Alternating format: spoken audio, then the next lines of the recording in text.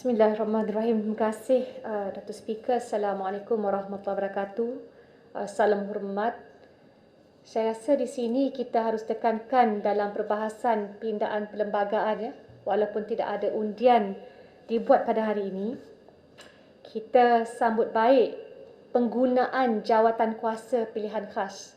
Saya fikir sebagai sebuah Dewan Rakyat yang memperakui dan memberi penghormatan kepada semua anggotanya, kurang-kurang kita kena maknakan menerusi aksi atau tindakan yang kita ambil.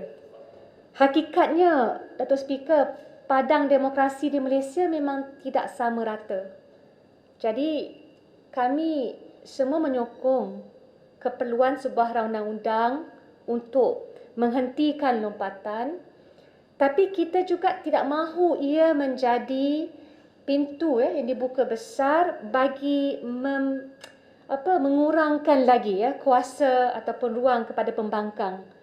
Diterhadkan lagi kerana sebarang kuasa yang diberi kepada parti pemerintah haruslah dibuat dengan berhati-hati.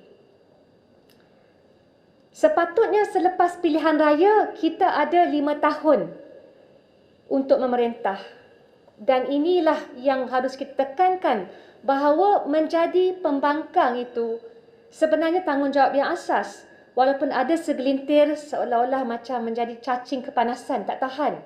Pada saya, tanggungjawab ahli politik, dia sebagai pembangkang juga, itulah kelengkapan kepada satu sistem demokrasi. Keutamaan kerajaan, bimbang saya, dia seperti pasir yang berubah. Dia lebih mengutamakan supaya dapat kekal jadi parti pemerintah, bukannya untuk memberi rakyat keutamaan dan kebajikan. Tahun 1998, Datuk Speaker, Port Dickson dipecat oleh Langkawi. Ditekan dengan seluruh institusi demokratik negara mencetuskan political and financial crisis. Beri kesan besar kepada perkembangan politik negara dan tanah air, tapi juga mencetus gerakan reformasi. Ada dokongan daripada parti PAS, daripada parti UMNO juga, segelintir pimpinan yang juga dipecat, dan tentu Amanah dan DAP.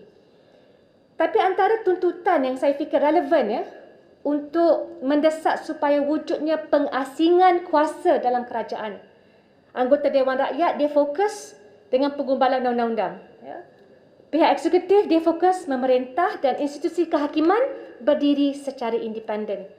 Kita tak mahu berlaku salah guna kuasa, semua dah kena. Saya pasti semua parti politik bila ROS ketika itu menghalang pewujudan parti politik baru. Justru bila 2 dekad selepasnya kita sampai ke saat ini, saya fikir bila bercakap tentang sebuah undang-undang yang akan beri kesan kepada semua ahli parlimen, wajiblah sertakan satu salinan kepada kami semua. Memang kita ada perwakilan, tapi dalam jawatan kuasa pilihan khas, kalau kita mahu buat semangat secara terbuka, maka jumlah anggota parlimen pembangkang dan juga kerajaan harus sama rata. Saya tidak mahu pengulangan. Pada tahun 2012, kita ada jawatan kuasa pilihan khas berkait dengan reformasi pilihan raya. Perwakilan daripada kerajaan, 5 daripada Barisan Nasional ketika itu, 3 sahaja daripada pembangkang dan 1 ahli parlimen independen. Tapi akhirnya persetujuan tidak dapat diraih dan pihak pembangkang terpaksa mewujudkan laporan minority atau the minority report. Dan kita pun tahu bukan semua rekomendasi yang diluluskan dalam Dewan Rakyat untuk mereformasi sistem pilihan raya kita dilakukan sepenuhnya. Justru pada hari ini saya pinta kita tak boleh ucap tahniah lagi kerana tak sampai lagi, tak dibuat lagi walaupun kita sambut baik ada jawatan kuasa pilihan khas. Dan dalam kewujudan jawatan kuasa tersebut bukan sahaja segi penganggotaan, kedua, saya tak mahu kita terikat dengan Hobson's choice. Tak ada pilihan pun, hanya diputuskan oleh kerajaan.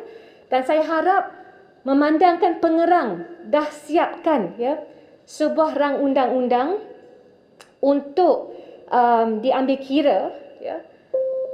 Kita kena pastikan rang undang-undang Akta Anti Lompat membawa cadangan bukan saja daripada pengerang, bawa juga cadangan daripada bersih supaya dia saling melengkapi. Then you compare what is the best outcome semasa rundingan yang berlangsung selama 1 bulan insya-Allah.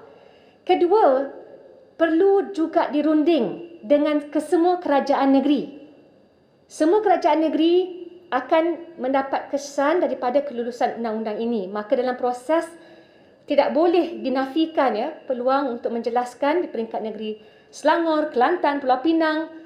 Semua ini harus dibuat dalam masa di mana kita semua mendapatkan persetujuan bagi sebuah sistem demokrasi yang lebih baik daripada sebelumnya.